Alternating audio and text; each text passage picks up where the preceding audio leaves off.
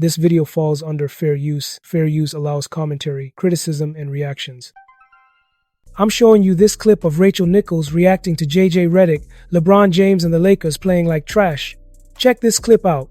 All right, Rachel, we've talked about the positives of the Lakers in the past, the way that Luka's playing, Austin Reeves is playing, DeAndre Ayton is playing, but these defensive issues are becoming glaring issues with this team. What do you think of the state of LA right now? Well, you heard JJ and he's like, we don't care, we didn't have effort, we didn't have execution. All of that is true. And the problem with this Lakers team, and we've talked about it even throughout their great, incredible offensive clutch performances over the first few months of the season, is defensively they are so below the threshold on the talent level that JJ is right. They have to play lights out, crazy, amazing effort every time, perfect execution just to keep up. And I personally don't think that's sustainable over an 82-game regular season, plus, hopefully, if you're this Lakers team, 3 months of the playoffs. You have to make a trade. I brought this up to you a few weeks ago. I will bring this up again. This is not a team that defensively has a talent level that can compete with the big boys in the Western Conference. And you can certainly in the regular season gloss your way through with this powerful and offensive trio as these guys have. But defensively, unless you are, I mean, I don't know, who's the comp? Who's the team that you would say night after night in recent basketball history, they're just balls out every time? On both ends? No, defensively. Oh, like great defensively? Mm-hmm. Oklahoma City recently? Well, I mean, but that's a talent level. They've got a high talent level. Oh, yeah. I mean that they have to be one of those, if they're going to keep this roster, they would have to be one of those teams that every night they just come out like monsters. They're not going to do that. These guys are not going to do that. LeBron is 41. He's the worst defensive efficiency of anyone on this team. JJ is yelling. He's like the man with the fist at the Clouds. The Clouds are not going to defend at the level he wants them to defend. They have got to make a deal if they want to shore up defensively the great talent that they already have offensively. I'm not shocked to see this. It's their third straight loss, 6 in the last 10 games. Luka, first of all, wait, I'm sorry. I need to get back to JJ for a minute. Please explain to the people who might not have heard what JJ asked his kids to do to get their Christmas presents. So to paraphrase it, he had to have them write an essay. I only saw the headlines, but he had them write an essay of some kind to explain why they should get Christmas presents. Some kids write Christmas lists. Santa, I would like X, Y, and Z. I did that. Asked for a car for I was like 12. Give me a car. I want a Mustang. JJ Redick has had his kids write essays. So he said that practice at the end of this week is going to be, quote, very uncomfortable. Yeah. And these guys, he's going to yell at them. That's not sustainable either over 82 games, plus a three, hopefully in these guys' eyes, 3-month postseason. They've got to get different help. It's not going to change. Okay, well, Luka Dončić he's going to defend better than most people think he is and never as well as he needs to. Yeah, I don't even think he defends better than, he sometimes gets some blocks. I don't think he defends better than average at best at some time. We're recording this on Friday. JJ Redick, as you mentioned, has promised that on Saturday there will be hell to pay. I'm not doing another 53 games like this, he said. Uncomfortable conversations with his team. Now, what I'm wondering is who those uncomfortable conversations are with. Because if JJ goes into that meeting and starts berating DeAndre Ayton for a lack of effort, that's not going to work. If he goes into that meeting and shows the defensive lapses of Rui Hachimura, that's going to work. The Lakers' problem right now is with their superstars. LeBron James is at his nadir defensively. For a while in recent years, he has been able to dial it up at times, to be a great weak side shot blocker, even at times a pretty good on-ball defender. Those days, as we approach LeBron's 41st birthday, they're gone. It is what it is with LeBron.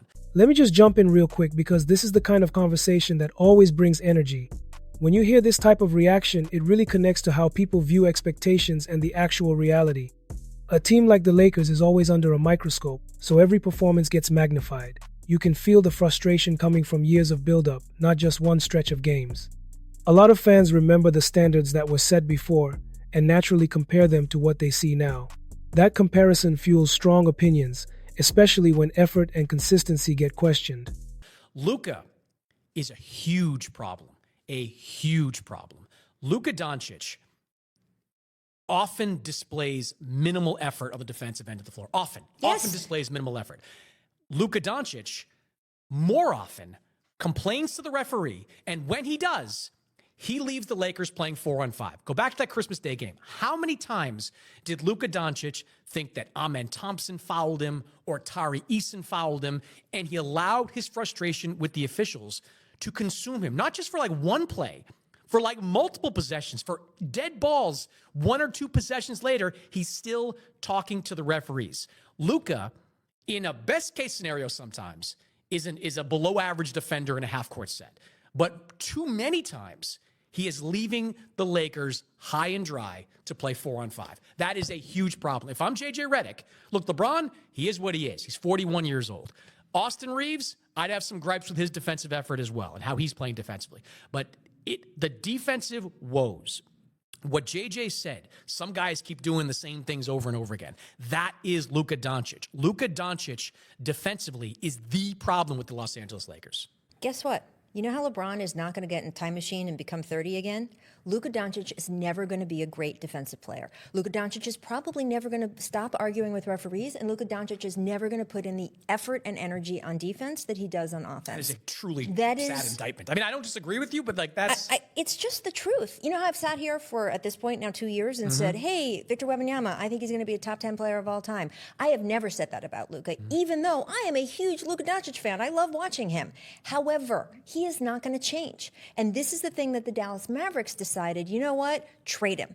I think that was a terrible call, especially for what they got back for him. I would never trade Luka Dončić, but I would decide, you know what? This isn't going to change. I have to build differently around him. LeBron isn't getting any younger. Luka isn't getting any better defensively. You have to accept those things and build differently around him so you can maximize this incredible weapon that Luka is. He's incredible. I would never get rid of him. But I also would not expect him to become this all-around elite all-time player. He is going to go down in NBA history as one of the elite offensive players we have seen in this 25-year period. More than once in this generation, multiple generations. But he's never going to do the things you are saying he needs to do. JJ can yell in the film session. He can make Luka write an essay. It's not going to happen. They have to look at what else is out there, and I get it. There's not a lot. There's not a lot of options of what they can do. They want Herb Jones. Herb Jones is going to be too expensive. There's talk now about a deal with Sacramento, but they got to do something, because if they want this year's team with LeBron still on it to have a shot, they need to make a trade for defensive help. Don't you think that... Or they just decide, hey, we're going to give Austin Reeves a bunch of money. We like the Austin-Luka combo. They love each other. We got to wait till LeBron is gone. I want to get your take on that in a second. But to bring it back to Luka, he's not going to be a great defensive player. It's not going to happen, Chris. What's up? So what are my thoughts about this? Here's the thing. From a perspective, conversations like this keep coming up because the Lakers have carried expectations ever since LeBron joined the franchise. When a team with that level of history adds a superstar, every season becomes a referendum on identity, consistency, and direction. Over the years, there has been constant roster movement, coaching changes, and stylistic shifts, which makes it harder to build long-term chemistry. Some fans look back and feel the team lost its sense of continuity, while others focus on how expectations rose faster than the on-court results. When analysts debate moments like this, it reflects a larger discussion about fit, leadership, and how winning cultures are built.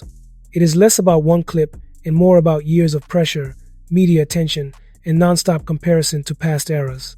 People who believe the team has not been the same point to instability, while others argue that modern basketball demands constant adjustment. Either way, reactions like this resonate because they echo what many viewers have already been debating at home.